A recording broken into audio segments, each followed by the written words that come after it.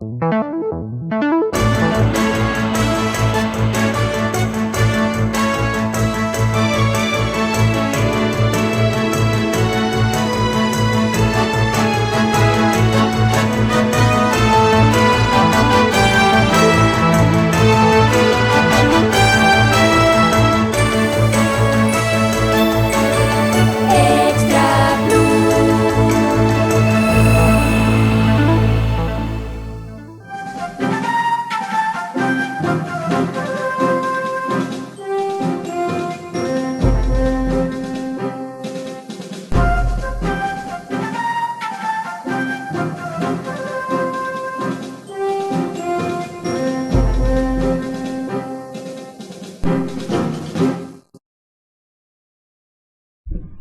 ¿qué tal amigas, amigos televidentes en Extra Plus? Un gusto saludarles, darles la bienvenida a esta edición de Adelante Nicaragua, edición en la que vamos a hablar acerca de lo que piensan los nicaragüenses de su entorno internacional. Este martes, MIR Consultores ha presentado la 12ª, la edición número 12, la 12ª ola, dice MIR, de los nicaragüenses y sus perspectivas acerca del entorno internacional.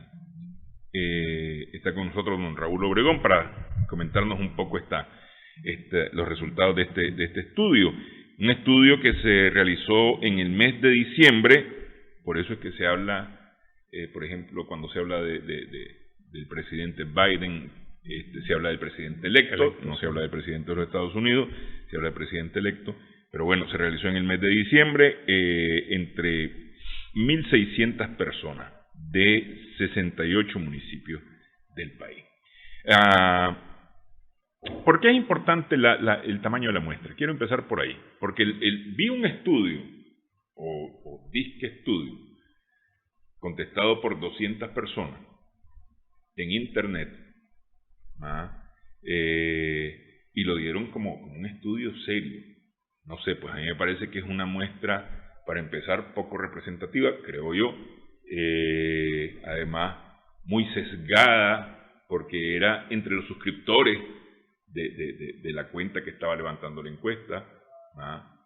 No sé. Bueno, es que depende de cuál es el propósito, el objetivo que uno tiene.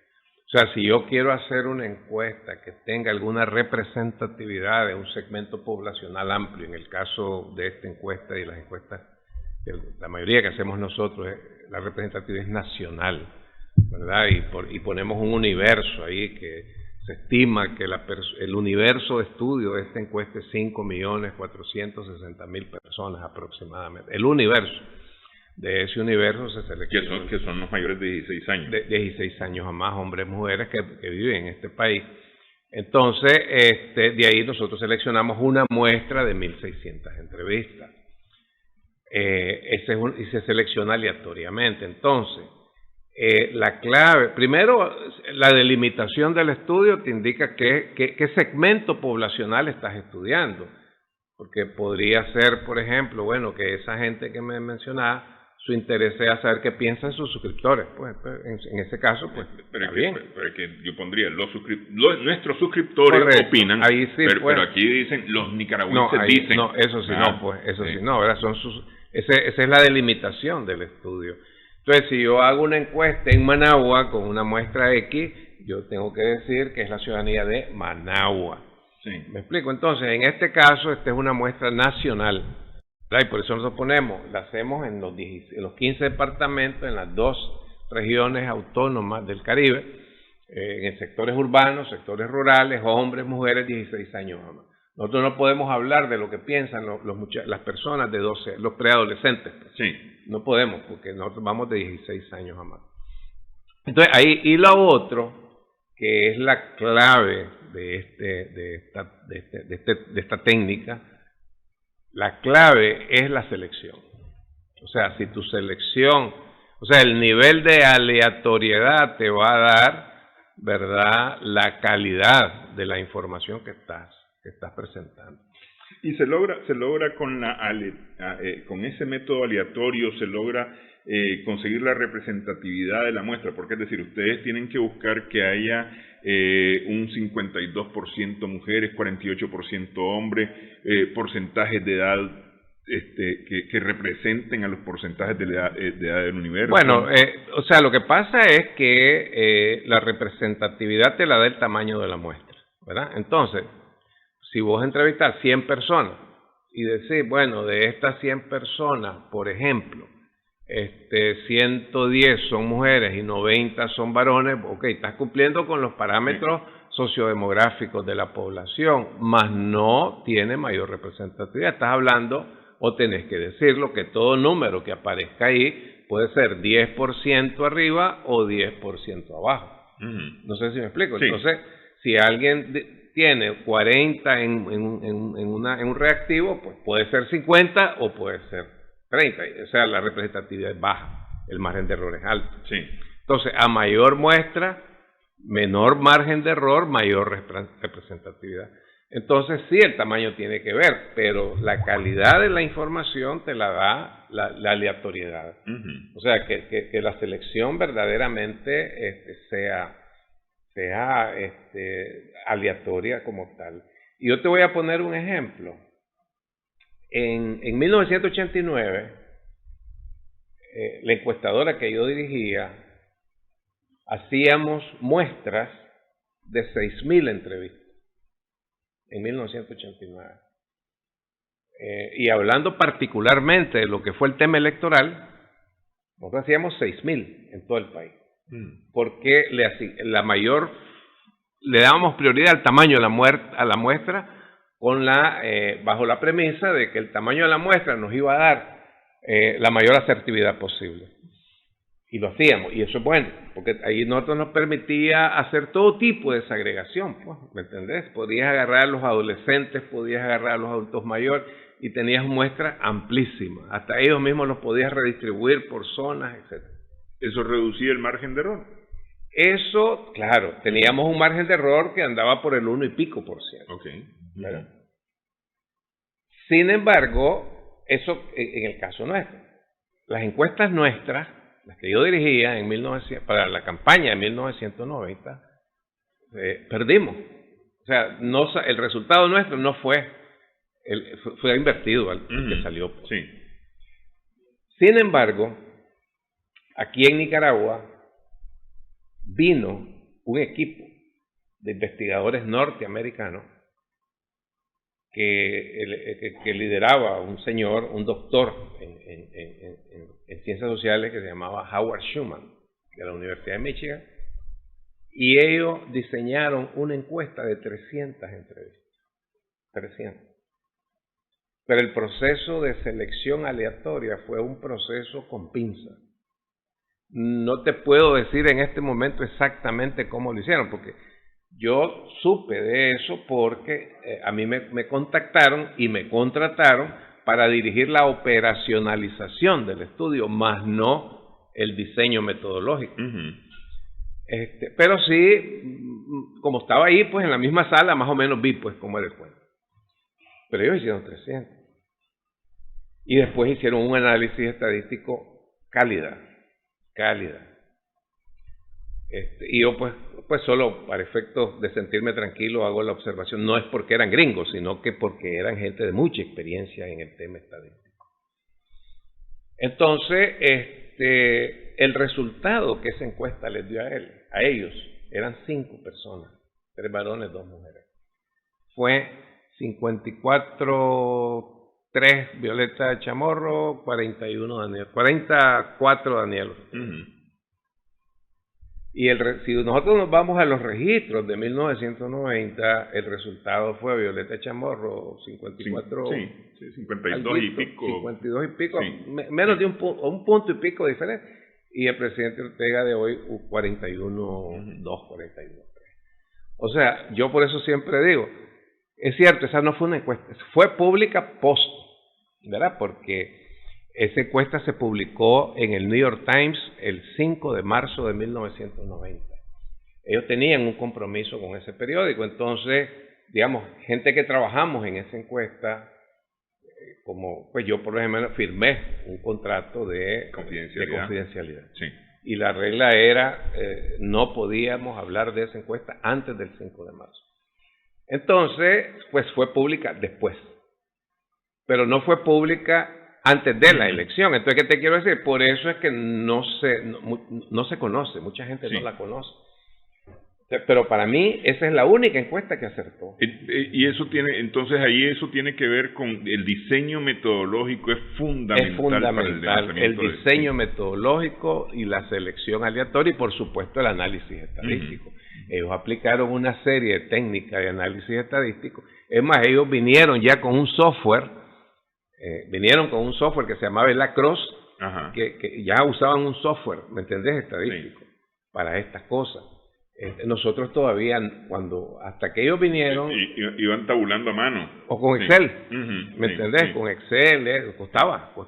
Sí. Entonces, o sea, yo pues por lo menos fui beneficiario de eso. El doctor Schumann me obsequió a mí el software. Ese fue mi primer software que yo utilicé, Lacrosse, antes del SPC. Entonces ellos venían con software y además de eso pues manejaban el tema estadístico. Tremendo. Entonces, eso me enseñó a mí de que efectivamente no podías priorizar solamente una de las variables de una encuesta, sino que tenías que considerar todo, el diseño, la selección, el tamaño de la muestra, todo. O sea, no podías, hasta entonces yo era de los que pensaba que el tamaño te lo daba todo. Sí, no, es que yo le pregunto porque es que recientemente vi un centro de estudios de comunicación que sacó una encuesta, 200 y algo de personas, y entonces publicó los datos y explicó que se había realizado en su sitio web, con quienes visitaban su sitio web, pero decir, yo estoy claro, si vienen y dicen nuestros suscriptores o nuestros visitantes opinan, eso es correcto, tenés que delimitar. Yo estaría de acuerdo, pero claro. pero vienen y me dicen, al final los nicaragüenses dicen, los nicaragüenses opinan, entonces digo yo, pero a ver, esto no es así, pues, porque la verdad es que esto está parcializado a esos 200 suscriptores. Claro. Sí. Por eso es determinante que la población que lee encuestas o que oye números de encuestas tiene que saber cuál es la delimitación de ese estudio. Por eso la ficha técnica. Sí. Por eso nosotros siempre decimos, entonces fuimos a tantos departamentos, tantos municipios, tantos puntos muestrales, cómo seleccionamos el punto muestral, etc. Ahora, solo para cerrar lo que hablábamos, el doctor Schumann y su equipo, es cierto, hicieron 300, pero las hicimos presenciales. Sí. O sea, hubo un proceso de selección aleatoria. O sea, ahí es donde está la diferencia, ¿me entendés? Con algo que uno tire ahí y los que me contesten, eso después, y quien me conteste, pues no. Por eso es importante la delimitación. Si no hay delimitación, definitivamente los datos no son fiables. Es que claro, todo depende de qué es lo que uno quiere estudiar, cómo lo quiere estudiar, y demás, ¿no? Efectivamente, ¿no? No puedo decir yo con los 4 que me conocen, Extra Plus tiene una audiencia bárbara. Exactamente. Porque son mis cuatro amigos que me miran, pues. Sí, pues, o uno dice, pues, el programa o Extra Plus, ¿verdad? Los televidentes de Extra Plus consideran esto. Perfecto. Sí, así es. Perfecto, no hay problema. Sí. Bueno, vamos a la 12ª ola de la perspectiva de los nicaragüenses en su entorno internacional. Tema, digamos, que no se puede obviar en estos días es el tema del COVID. Y es interesante las consideraciones o la consideración que tienen la mayoría de los encuestados. 9 de cada 10 encuestados cree que la pandemia lo que ha hecho es evidenciar la falta de solidaridad, especialmente entre los países. Exactamente. Sí. Exactamente. Aquí lo que se ha observado es países fuertes, países poderosos, potencias económicas, acaparando. En este caso ya el tema, bueno, todo, incluso se vio cuando comenzó esto, se vio con los respiradores. Sí. ¿Verdad? Estados Unidos acaparó respiradores y dejó a todo el mundo sin eso. Se ha estado viendo con las vacunas. Hubieron quienes incluso precompraron la producción de vacunas de laboratorios completos. y pensando en ellos, pues, y que los demás ve qué pasa. Entonces, la gente está informada de todo eso, pues, por redes sociales, principalmente. Entonces, la gente ve de que los países fuertes no han sido solidarios con los países débiles, solo han pensado en ellos. Y entonces eso es lo que casi 9 de cada 10 está diciendo, que ha puesto en evidencia esa falta de solidaridad de los poderosos, de los países poderosos hacia los países débiles. Una de las más recientes ahora que estábamos preparando el programa de los lunes, nos encontramos con información de la Unión Europea reclamándole a uno de los laboratorios que estaba exportando vacunas fuera de Europa. Entonces le estaban reclamando el hecho de exportar vacunas, es decir, y entonces yo digo, ¿y cuál es el egoísmo? Sí. Es decir, a ver, ellos están teniendo las vacunas que iban a tener, o que iban a adquirir, o que ya estaban comprometidas. El laboratorio lo que está es sacando las que no estaban comprometidas para Europa, pues, ¿no? Es decir, egoísmo, falta de solidaridad, no sé, pues, es decir, incluso le comentaba a alguien, y estos son los que están hablando de derechos humanos, y le reclaman al otro, vos sos tal cosa sobre los derechos humanos, y ellos están peleando la vacuna para que no se la den al otro. Sí. Y fíjate que yo incluso le agrego un adjetivo más a eso, menosprecio. Menosprecio por el menosprecio de la gente, sí. O sea, nosotros no valemos lo que ellos valen. Mentira, no existe eso.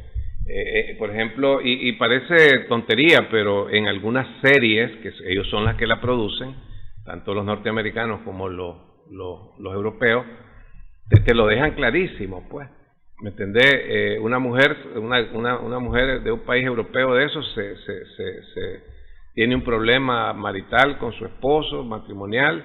El esposo, cuando le pregunta qué es, bueno, se fue para América. Sí. No dice América, se fue para Sudamérica. Para Sudamérica, sí. A buscar de esas mujeres que dan de todo, porque aquí no las va a encontrar. Ya sabes, o sea, sí. ¿Me explico? O te sale el otro día había una prisión en Suecia, en Dinamarca, una prisión, ¿verdad?, en donde los prisioneros andan de anaranjado, todo nítido, o sea, como que están en un hotel, qué bonito, pues.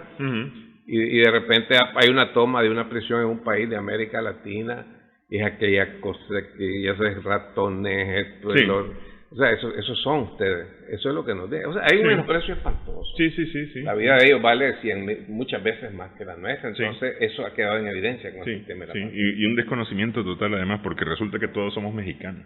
Exactamente. En Chile andan de charro y tocan rancheras, ¿no?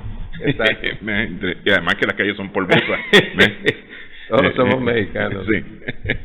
Bueno, pero además dicen los encuestados y casi todos hablan acerca de necesidades urgentes que ha revelado la pandemia, el COVID. Exacto. Yo pienso que si uno escarba en eso, uno va más al fondo, uno se da cuenta cómo el sistema socioeconómico neoliberal aquí queda totalmente en el suelo, pues por lo menos para los nicaragüenses, pero yo creo que está pasando en muchos países, sobre todo en América Latina. ¿En qué sentido? En que ya sabemos pues que hace 30 años, 35 años para acá el neoliberalismo ha venido privatizando la salud, el seguro social, todo es privado, todo se paga. Entonces aquí la gente lo que está diciendo es todo lo contrario, pues la salud tiene que ser gratuita y tiene que ser de calidad. Tiene que estar garantizada. Garantizada. Sí. La salud es un bien de la población, la salud. La salud no es es un derecho de la población, la salud. Sí. No es un producto para comerciar con él. Que el sistema que ha sido impuesto en América Latina por años, lo que ha hecho es eso. Aquí lo vimos, pues, se privatizó la salud, se privatizó el seguro social, todo. Entonces, aquí lo que la población está diciendo es que los gobiernos deben de garantizar la salud gratuita y de calidad para toda la población. Garantía. Y lo mismo aplican para el tema de la vacuna. O sea, todavía no hay claridad en el mundo, Sí, en la mayoría de los países no se sabe cómo es el tema de la vacuna, si es gratuita, si es pagada, no se sabe. Pero bueno, ya sabemos que hay sociedades como es la que estamos hablando, los europeos o los norteamericanos, pues que se dan el taco de pagar, pues. Pero en estos países nuestros, de América Latina, pues lo que se necesita es que la vacuna sea accesible a toda aquella persona que por su libre decisión se quiere vacunar, pues. Entonces, y que la vacuna o no tenga costo o que sea algo mínimo, pero es que se trata de la vida de la gente.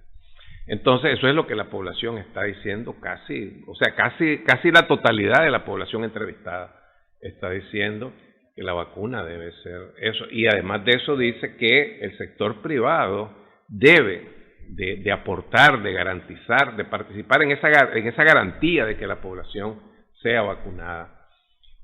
Particularmente eso está enfocado en lo que son los laboratorios farmacéuticos, pues que ya todo el mundo sabe que en el mundo al menos la industria multimillonaria después de la distribución de cocaína es la farmacéutica. La farmacéutica, incluso más que las armas. Y más que las armas incluso, entonces, y aquí se sabe pues por lo que se oye que son millones de millones de millones. Además el gran abanderado de la vacuna en el mundo, Bill Gates, pues, por lo menos de aquellos lados, ¿no? Entonces, si Bill Gates está en eso... hay algo ahí de por medio, ¿no? Hay reales. Justamente los sistemas en donde la salud o los sistemas de salud han sido masificados, han sido priorizados por el Estado. Ahorita con el tema de la vacunación, es en donde más se está vacunando, en donde los porcentajes de población vacunada hasta ahora son los más altos, porque por ejemplo Estados Unidos ha aplicado 15 millones de dosis, pero no ha llegado al 1% de su población. Correcto. ¿Ah? Está en el medio. Israel creo que iba por el 1 millón de dosis, pero ya tiene más del 20% de su población. Igual Emiratos Árabes Unidos. Estos dos países tienen un sistema ya diseñado para la atención en salud y especialmente para las inmunizaciones. Hay un sistema de inmunización masiva, entonces ahí ha funcionado muy bien el tema de la vacunación. ¿Ah? A pesar que en Estados Unidos se ha hablado mucho de crear ese sistema, es decir, han descubierto la abuelada al decir que esos son los sistemas que funcionan, pero todavía no lo aplican, pues la verdad es que están complicados, ¿no? Pero es así el asunto. Vamos a ver cómo nos va a ir a nosotros en marzo. Sí, esperamos que más información, pues, para saber cómo va a ser esto. Pues. Para saber cómo va a ser, sí, porque hasta ahora hay algunas cosas y me parece que eso seguramente ustedes lo van a meter en algún estudio, el tema de la vacuna. Ya estamos preguntando en una encuesta que acabamos de finalizar, todavía no tenemos el dato, sí, pero ya estamos preguntando el tema ese, la disposición a vacunarse. Sí, a vacunarse. La disposición a vacunarse. Ese es un tema interesante, me parece a mí, para saber qué está pensando la gente sobre la vacuna, porque se ha dicho tanto sobre la vacuna. Sí, se está hablando mucho y cómo se llama, y además de eso que me parece a mí pues que hay mucho de manipulación para mi gusto. Yo soy uno que yo me pongo de primero en la fila para vacunarme. Pues. Si me dieran el chance, yo me vacuno inmediatamente. Sí, no, yo con tanta información todavía estoy pensando. No, yo no, pues yo voy de viaje. Además, tal vez será por la etapa de vida mía, pues ya voy buscando el final, pues, pero yo me vacunaría, pues. Además, he tenido experiencia, me han hablado de que la anti-flu. Sí, la vacuna de la gripe. De la gripe, de la influenza. Que hacía daño, la influenza, perdón, que hacía daño. Yo ya tengo 3, 4 años ponérmela, y pues no he tenido mayor problema, y además no he tenido gripe, pues. Sí. He tenido alguna sintomatología leve, pero nada. Yo digo, pues funciona. Sí, no, y en general funciona. A ver, no hay poliomielitis. El sarampión está controlado. Sí, desde que todavía cuando yo era niño, yo me acuerdo, en mi entorno de chavalos, amigos, chavalas, yo tenía amigos con polio. Claro, sí. Y a mí me pegó el sarampión, y a mi hermano le pegó el sarampión, y a mis primos le pegó el sarampión. Ahora no lo ves por ningún lado. Sí. La tuberculosis está controlada también, aunque de repente tiene sus picos, pero se ha logrado controlar. Entonces, y así. Y así, la verdad, la difteria. La difteria, sí. Que se moría cantidad de niños especialmente por ¿Te difteria. acordás que incluso aquí había un centro de tuberculosis allá entre Jinotega y Matagalpa? Sí. Aranjuez se llama. Aranjuez, claro. Aranjuez, Uno tosía en el colegio y decía, vas para Aranjuez. Sí. Ahí había una cantidad de gente con ese Sí. problema, y eso se acabó. Pues. Sí. La vacuna lo acabó, así que... Sí. Bueno, hacemos pausa. En esta edición de Adelante en Nicaragua estamos conversando con Raúl Obregón acerca de los resultados del 12º estudio de los nicaragüenses y su perspectiva internacional.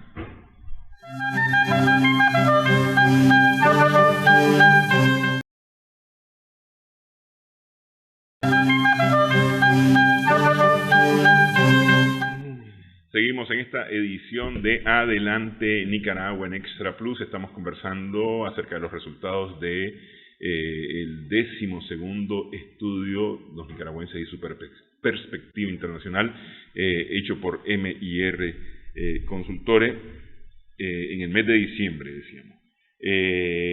Habíamos hablado de lo del COVID y cómo se ha evidenciado con el COVID la falta de solidaridad. Pero la gente ya ha venido opinando en las ediciones anteriores acerca del estado del planeta y de la gente del planeta, y la mayoría cree que no estamos cerca, ¿verdad?, de una serie de enunciados que ustedes proponen. Sí.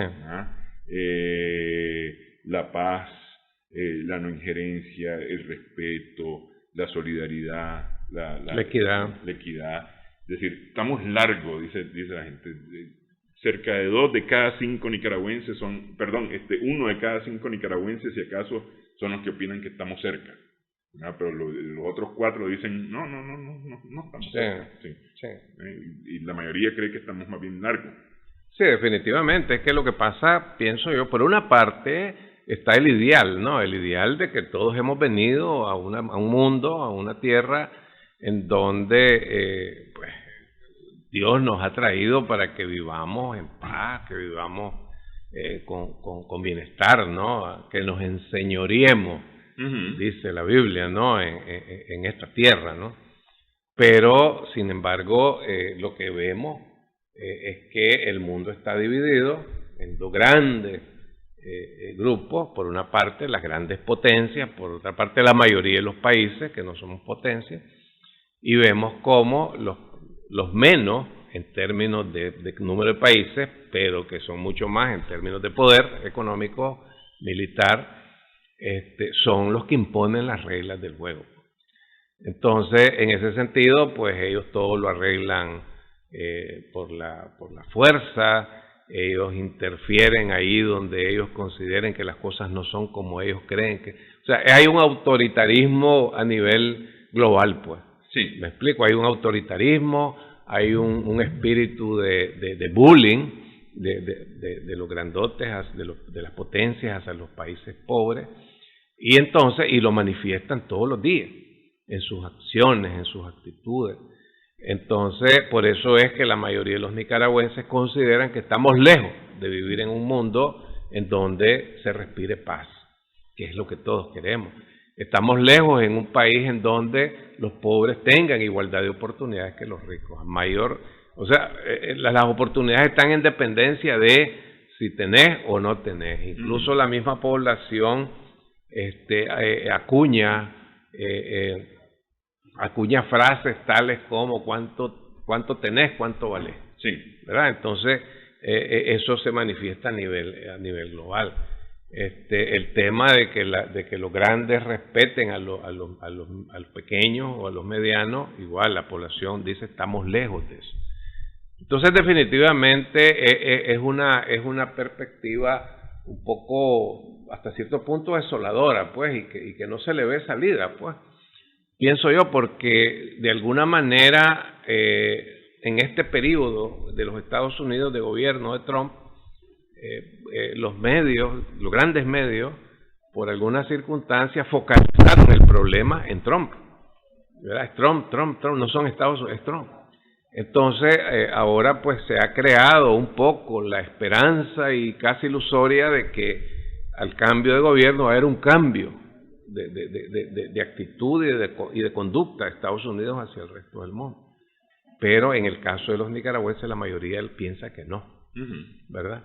Porque ellos son principalmente como lo que han sido una potencia hegemónica, los que han prácticamente sembrado esa percepción, esa imagen en la población. Están por todos lados. 1.200 bases militares en el mundo, o sea, es increíble eso, 1.200 bases militares, y ahí donde ellos consideran Libia no se alineó con el tema, le cayeron encima. Sí. ¿Me explico? Entonces esa es la percepción que está privando en la mayoría de los nicaragüenses. Entonces pienso que en ese sentido pienso que los tiempos han cambiado, porque todavía bueno, en los inicios de los 60 Estados Unidos logró cambiar un poco esa percepción hacia un país más amigable, con aquello de la Alianza para el Progreso, con esto, con el otro, ¿verdad? Porque hasta en los años 50, 40, Estados Unidos era repudiado, o sea, el sistema, no la población, el sistema era repudiado en todo el mundo. ¿Te acuerdas aquella famosa consigna, Yankee Go Home, ahí donde llegaban? Entonces, pero en los 60 y 70 se fue cambiando con ese tipo de liderazgo, a pesar de que vino la guerra de Vietnam, pues, claro. Y todo eso, ¿no? Y Reagan, que fue un salvaje, bueno, que paz descanse, pues, pero que fue un hombre que hizo mucho daño. Pero después vinieron los Clinton, los Obama, con ese modito, ¿no? Y ahora viene este señor con ese que te soban la espalda con una mano y con la otra le están metiendo el cuchillo, ¿no? Lo que pasa es que a veces son cosas de imagen, ¿no? Sí. Nosotros decíamos aquí en Adelante Nicaragua, en el programa de los lunes, al hacer el análisis internacional, que lo que hizo Trump fue evidenciar a Estados Unidos, es decir, ponerla en evidencia tal cual era. Me encontré un analista que decía, o una analista que decía, se va Trump, que deja un país intervencionista, racista, con altas diferencias sociales, etcétera, etcétera, etcétera. Y bueno, ahora entra Biden, que va a normalizar el país y va a hacerlo intervencionista, racista, con altas diferencias. Exactamente. Y ya se está viendo. Ni nada hoy por hoy, lo que está pasando en Moscú, pues, o en algunas ciudades de Rusia. O sea, estamos claros, pues, qué clase de coincidencia que Navalny llega a Moscú sabiendo que va a caer preso, pues, por lo que sea, un día después de que Biden toma posesión, pues, y comienzan las protestas. O sea, es increíble, y estaba viendo algo ahí de que a la gente le marcan los medios estos, los CNN, los Facebook, yo no sé quiénes, pues, les marcan las rutas a los norteamericanos, no pase por ahí porque ahí va a pasar la marcha, ni los rusos saben, supuestamente. Entonces, es precisamente eso, se fue aquel, pero viene este. Yo creo que Trump incluso, al margen o independientemente de si me cause repulsión o no a mí su personalidad, pero yo lo prefiero a él que a Biden, ¿verdad? ¿Por qué? Porque Trump era transparente, abierto, entonces ya uno sabía por dónde venía y qué es lo que iba a hacer. Uno sabía que era grosero y era grosero. Y sigue siendo grosero. Sí. Me explico, pero ya sabes, estos te presentan una cara que por dentro no son eso. Sí. Es lo que decía un amigo el otro día, un analista decía, bueno, en el caso de Obama es un blanco con empaque negro, pues, pero tan supremacista como los otros, pues, porque definitivamente es el sistema, es que no hay que personalizar, decía alguien, es el sistema. Sí.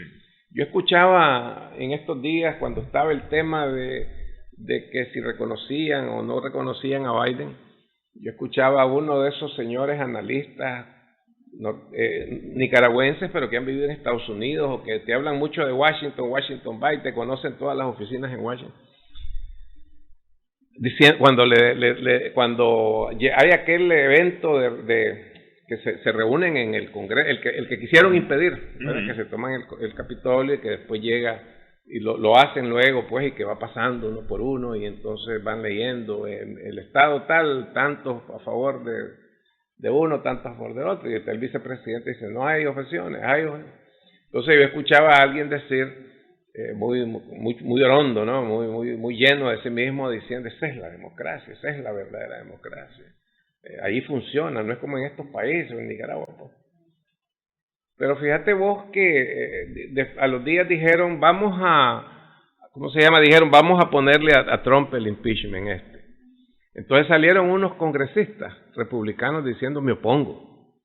Entonces, al día siguiente sale una comunicación de AT&T diciéndole, fulano y tal, si te opones al impeachment, ya no te financio la campaña. Ya no vas a ser congresista. De ahí salió la Pfizer, fulano y tal, si te seguís oponiendo al impeachment, no te financio tu campaña, ya no vas a ser congresista. Sí. ¿Dónde está la democracia? ¿Quién es el que pone a esa gente? Ese es el asunto, ¿no? Justamente ustedes hacen una pregunta aquí, y me parece que está contestada con bastante sabiduría, ¿no? ¿Quién contribuye más a la paz en el mundo, Donald Trump o John Biden, ¿no? Sí. Joe Biden, y hay casi 6 de cada 10 dicen que ninguno. Así es. Sí. Precisamente por lo mismo que me acabas de mencionar, que está interesante esa expresión, ¿no? Ok, se va Trump con intervención, viene Biden y va a poner el país en la normalidad y lo va a dejar intervencionista. Sí, me explico. Entonces, la mayoría de los nicaragüenses está claro es porque es que eso no es de los últimos 4 años. Y particularmente en el caso de Nicaragua lo estamos viendo de la guerra nacional, pues. Y aquí no ha parado eso. En Nicaragua no ha parado. Y el único periodo que se quiso ser soberano, que fueron los años 80, con una revolución, fue de garrote. Fue de garrote, pues, sí. Ahí no fue zanahoria, ahí fue garrote. Sí. Entonces, yo creo que Nicaragua es un laboratorio para toda esta cosa, pues. Porque si vos ves el tema de tienen amigos o intereses, sí. Con el mismo Somoza, ellos lo pusieron, ellos lo armaron, ellos todo, pero a la hora que ya consideraron que ya no les servía, ni siquiera lo dejaron estar ahí en su país. Pues. Sí. Entonces no tienen amigos, y Somoza creía que era amigo de ellos. ¿No? Sí. No existe. Está aquella famosa frase de Roosevelt, ¿no? Exactamente. Sí. Entonces en este tema es lo mismo. Pues nosotros lo venimos viendo de años y años. Ya lo hemos platicado aquí en otras ocasiones. Sí, efectivamente. Bueno, a ver, tal vez siguiendo un tanto sobre esa línea, para después volver un poquito para atrás, los Estados Unidos, dicen los nicaragüenses que los Estados Unidos no tienen potestad, aunque lo hagan, no tienen potestad de decidir por otros países, con el presidente, intervenir en el país y demás. Que eso es como el ideal, al final de cuentas. Exactamente. Es decir, lo que la gente aspira que ocurriese. Claro, porque eso está sustentado en ese ideal, ¿no? De autodeterminación, de soberanía. Me explico, que es lo que para efectos de estas potencias nosotros no debiéramos de tener o no tenemos derecho a eso, pues. O sea, tal vez no lo dicen, pero en la práctica sí, eso es lo que demuestran, ¿no? Que nosotros no tenemos derecho a esas cosas. No deben de haber muros que los detengan, pues, para eso. Entonces, efectivamente, se da en ese taco de nombrar presidente en un país, pues, es el caso típico de Venezuela. Sí. En otros casos, pues, ha sido más dramático, tan dramático como ese, como fue el caso de Bolivia, pues. A mí no me gusta que vos seas presidente, ahora ha quedado en evidencia que en las elecciones del 19, en Bolivia, Evo Morales efectivamente ganó la elección, ¿verdad? Entonces, pero no puedes quedarte, entonces lo votaron y ponen a otro, y esa es la democracia. Pues. Sí. Y así por todo el mundo, pues lo quisieron hacer allá con... Es que lo que pasa es que la democracia es hacer lo que yo digo. Exactamente. No es lo que pensamos todos, no, es lo que yo digo. Por eso es que la democracia está desvirtuada en el mundo. O sea, hay quienes todavía te quieren hacer un castillo de naipes con la democracia, ya sabes, el respeto, pero en la práctica no existe. Hay una película interesante para quien tiene Netflix, se llama El Tigre Blanco. Ajá. Una película india. La voy a buscar, no le veo. Toca varios temas, pero uno de los temas tiene que ver justamente con la definición de democracia y para qué, que me recuerda a mí mucho Sismo, ¿no? lo que piensan los nicaragüenses sobre para qué debe ser la democracia, ¿no? Y cómo se juega la democracia. Es interesante para quien tenga Netflix. Tigre Blanco. El Tigre Blanco, sí, el White Tiger. Sí. The White Tiger, sí, el Tigre Blanco. La mayoría de los nicaragüenses, el 66%, dice que Estados Unidos es una amenaza para la paz, para la democracia y el bienestar de Latinoamérica y el Caribe. Eso hablando acerca de la doctrina Monroe, que por supuesto es rechazada. La mayoría de los nicaragüenses, casi 9 de cada 10 nicaragüenses, está en desacuerdo con ese enunciado de América para los americanos. Así es. Sí. Así es. Para los americanos pensando en Estados Unidos. En Estados Unidos. Los americanos son ellos. Sí, no somos nosotros. Nosotros no somos. Nosotros somos sudamericanos nada más. O somos hispanos o somos mexicanos. Sí, sí. Por lo general mexicanos en las películas, ¿no? Sí. Y vivimos en pueblos polvosos. Sí. Bueno, hacemos pausa en esta edición de Adelante Nicaragua.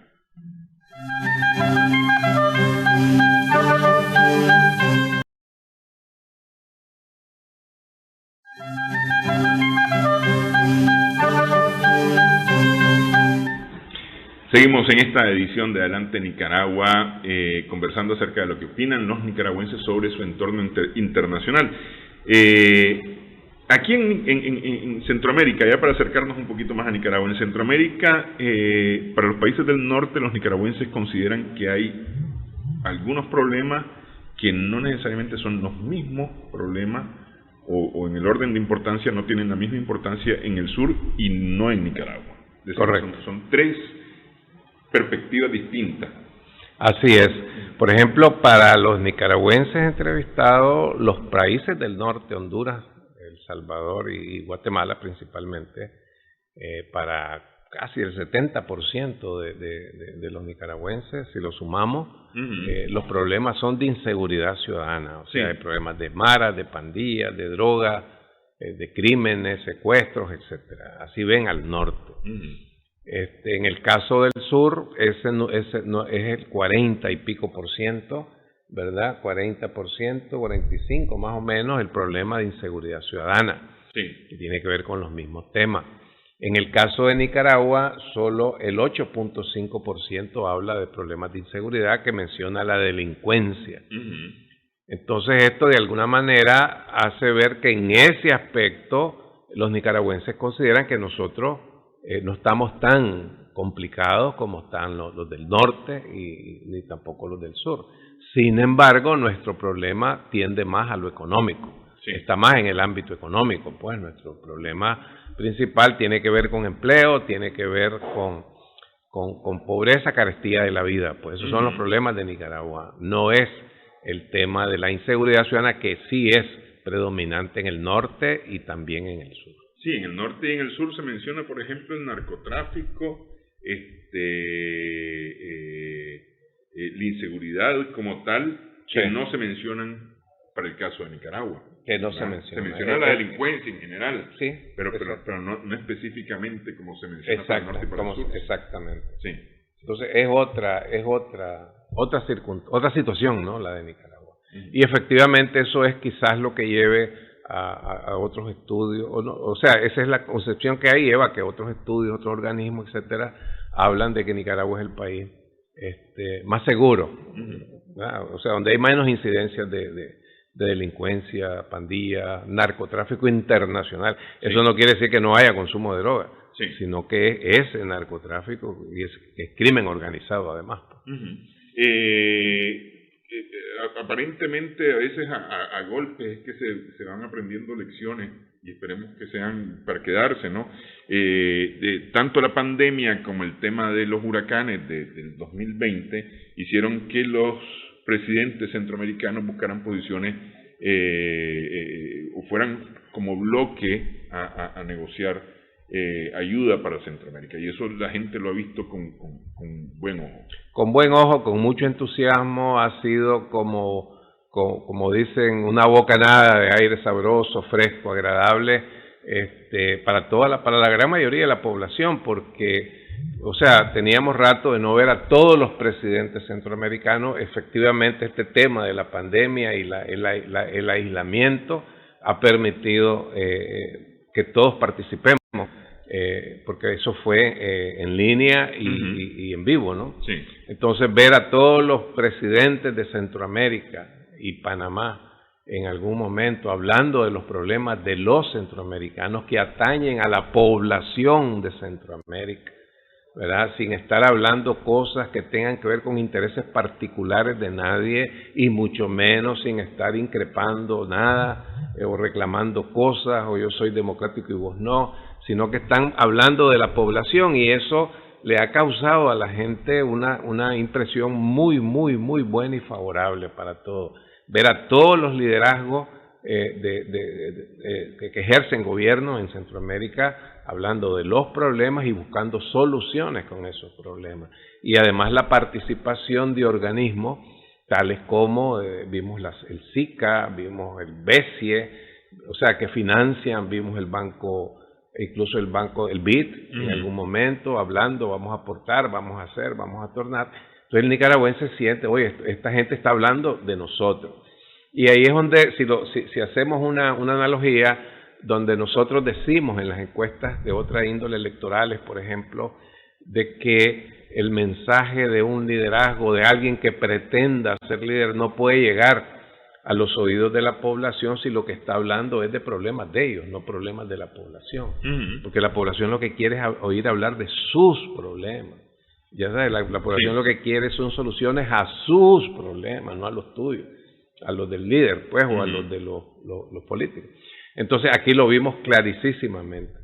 Es increíble la cantidad de personas o la proporción de personas. Sí, casi el 100%, 94%, que ve, 95%. Exactamente, está totalmente de acuerdo. Sí. Y además está diciendo la población, esto debiéramos de mantenerlo para abordar estos temas. Y ahí ya no solo van los desastres naturales, sino los temas de pobreza, empleo, todo, ¿me entendés? Lo que necesitamos todos los centroamericanos. Yo creo que eso ha sido un ejemplo muy bueno y una ¿cómo se llama? Han dejado una sensación buenísima los diversos presidentes, independientemente de sus posiciones políticas e ideológicas, pero sí, pues todos han coincidido en el bienestar, o sea, en buscarle solución a los problemas de la población, y eso ha sido muy bueno. Ahí se puso las pilas el SICA. Ahí funcionó el SICA. Sí, ahora supimos para qué sirve el SICA. Sí. Ojalá que eso se mantenga, porque realmente tiene aprobación, pues. Entonces, así es. Es una aspiración. Es una aspiración. Por lo menos los nicaragüenses tienen esa aspiración de morazanista, ¿no? Exactamente. Incluso hasta sandinista, porque esa es la aspiración de Sandino también. Por supuesto. Por supuesto, los nicaragüenses están mayoritariamente en desacuerdo con la injerencia de los países extranjeros en los asuntos internos de Nicaragua, desaprueban a las personas que están abogando por esa injerencia en los asuntos internos de Nicaragua y no están de acuerdo con las sanciones que se imponen desde afuera. Por supuesto, y eso es algo que tiene lógica, tiene sentido, o sea, eso no es político. Lo que la gente está diciendo es, yo rechazo a esa gente que anda haciendo gestiones para que nos pongan, porque la gente no dice para que le pongan, sino para que nos pongan sanciones al país, ¿verdad? Porque esas sanciones nos afectan a todos, sí, no solo a un gobierno, no solo a una persona en particular, porque esas sanciones atentan contra lo que ellos dicen que favorecen, que es la democracia. Es que lo que hay que estar claro, me parece a mí, es que la población, independientemente de su nivel de instrucción, de su nivel de escolaridad, independientemente de eso, la gente quiere democracia. Pero es esa democracia que hemos hablado de que se debe de dar con un propósito principal, y ese propósito somos nosotros, la población. O sea, no esa otra democracia que si hay balance de poder. O sea, no estoy diciendo que eso no va, pues claro que va, me explico, pero es como secundario para la población. Sí. O sea, no es primero aquello y después sos vos, no, es primero soy yo y después aquello. Y es lo mismo que estamos viendo con Centroamérica, ¿no? Y no es tanto primero soy yo, primero somos nosotros. Somos nosotros, claro, somos nosotros. Y después sos vos en tus intereses particulares. Exactamente, que el balance de poder, hay que tener participación, está bien, perfecto, pero primero resolveme a mí. Y es lo que estábamos viendo, acabamos de hablar de Centroamérica. O sea, la integración centroamericana comenzó en los años 60, estamos en el año 2020, han transcurrido 40, 60 años. Y pues sí, hay algunas expresiones de eso, ¿no? Particularmente al lado norte, de Nicaragua hacia el norte. Pero lo que te quiero decir es que comenzó y ha continuado con crear mecanismos, y particularmente de índole política, pues el Parlacén, que no es malo, es bueno. Pero definitivamente la población está ajena a todo eso. Pareciera que hubiera sido interesante, o sería interesante, porque todavía estamos a tiempo, continuar con este proceso de que los presidentes hablen, o las presidentas, pues quienes ejercen el gobierno, hablen, vean problemas específicos que atañen a toda la población, o donde un país puede apoyar a otro, y puede ser que paralelamente vayan avanzando en los mecanismos para implementar, pero no solo en los mecanismos, como hemos visto en estos años, pues, que la integración, incluso se había logrado, fue como un gran avance aquello de que vos pasabas para Honduras con la cédula, sí. ¿me entendés? O para El Salvador, pero como que ya se perdió eso también, como que ya volvimos con otra vez. Con el tema de la pandemia, especialmente. Sí, con el tema de la pandemia. Exactamente. Ok, bueno, los nicaragüenses, pues decíamos, no vi el gráfico en pantalla, casi 9 están en contra de las sanciones porque nos perjudican a todos, y casi 8 de cada 10 nicaragüenses consideran que perjudica la democracia. Es decir, solamente para recalcar este tema. Sobre lo que ha ocurrido en Nicaragua desde el 2018, la gente piensa, los encuestados piensan, por lo menos 7 de cada 10 nicaragüenses, que este conflicto no es un conflicto que nace totalmente en Nicaragua, sino que ha sido promovido desde afuera, pero consideran que son los nicaragüenses los que tienen que resolverlo. Efectivamente. O sea, para la gran mayoría de los nicaragüenses, esto ha sido promovido, esto ha sido financiado, esto ha sido impulsado por poderes extranjeros, particularmente de Estados Unidos y en algunos países europeos. O sea, eso no fue una explosión porque el Seguro Social, una ley, o sea, para la mayoría hay una proporción que piensa que sí, que fue así. Y por otra parte, esto pasó, pero me creas el conflicto y ahora vos lo querés venir a resolver. No. Y además de eso, el nicaragüense, eso está bien apropiado del principio de autodeterminación. El nicaragüense está bien apropiado del principio de no injerencia en los asuntos internos del país, pues. Ni el mío ni en el de ninguno. ¿Me explico? Entonces, eso es lo que explica esa respuesta. Ok. En cuanto a las personalidades, está interesante porque hay uno que aparece totalmente negativo, que es el presidente Trump. Sí. El resto parece que más por tiempo que por otra cosa son más conocidos y tienen más o menos desagrados, pero todos andan alrededor, es decir, en un balance más o menos como del 20%, ¿no? Es decir, sumando agrado y quitando desagrado, más o menos quedan como en un 20%, ¿no? Excepto el presidente Trump, que es el que queda en números rojos. Sí. Es decir, me cae mal, dice la gente. Así es. Básicamente, ¿no? Pero el que tiene la mejor calificación es el Papa Francisco. Sí.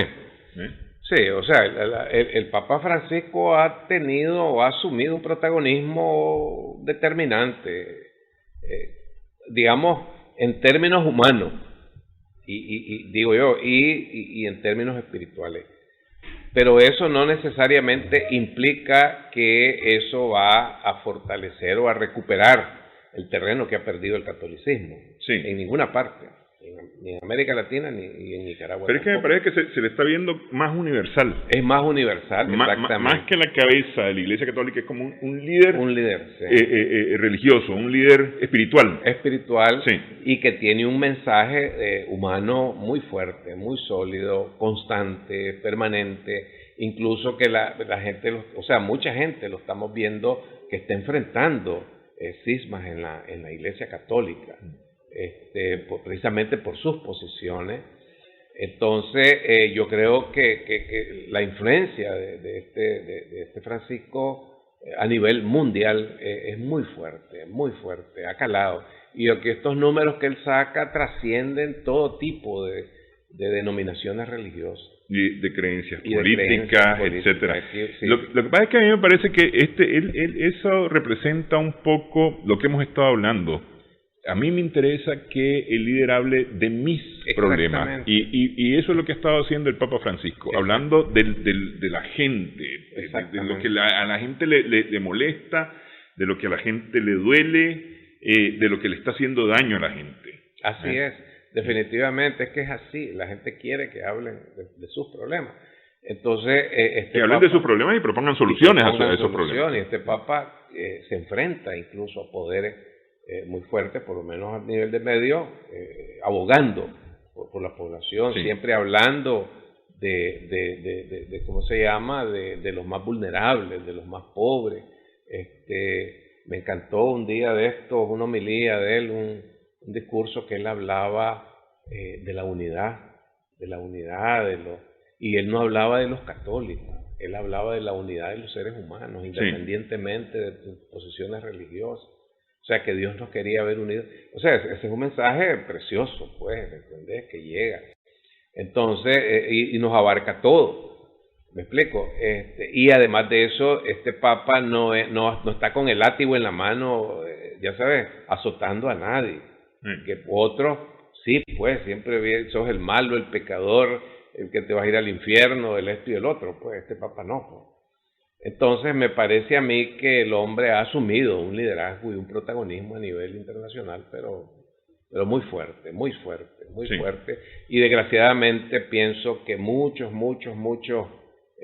curas en el mundo no le han agarrado el viaje, no le han entendido la seña y siguen con sus cosas. Pues. Y no han entendido la seña de la misión que ellos mismos tienen. Y de la misión, exactamente. Sí. Bueno, y contrasta mucho, yo no sé si lo hicieron ustedes adrede, pero contrasta mucho con la imagen del personaje que está al lado, que tiene como Trump una imagen negativa, que es el secretario general de la OEA, Luis Almagro. Totalmente, casi un 50% de diferencia entre los dos. Así es. Ya es un hombre repudiado aquí. Sí. Y pues lo mismo, ha estado atizando fuego, ¿no? Así es, echando leña y gasolina. Echando leña al fuego y gasolina que van contra la población. Sí. Bueno, quiero agradecerle que ha estado conversando con nosotros acerca de los resultados de este estudio, que abarca también otros temas. Estaba ahí el tema de las perspectivas del papel de los Estados Unidos y demás, cómo lo miran los nicaragüenses. De todos modos, en MIR, tanto en YouTube como en Facebook, se puede revisar estos datos. Quiero agradecerle. Gracias, Néstor, nuevamente por tu gentileza. Gracias a nuestras amigas, amigos televidentes por su sintonía en esta edición de Adelante Nicaragua. Esperamos que el programa haya sido de provecho para usted.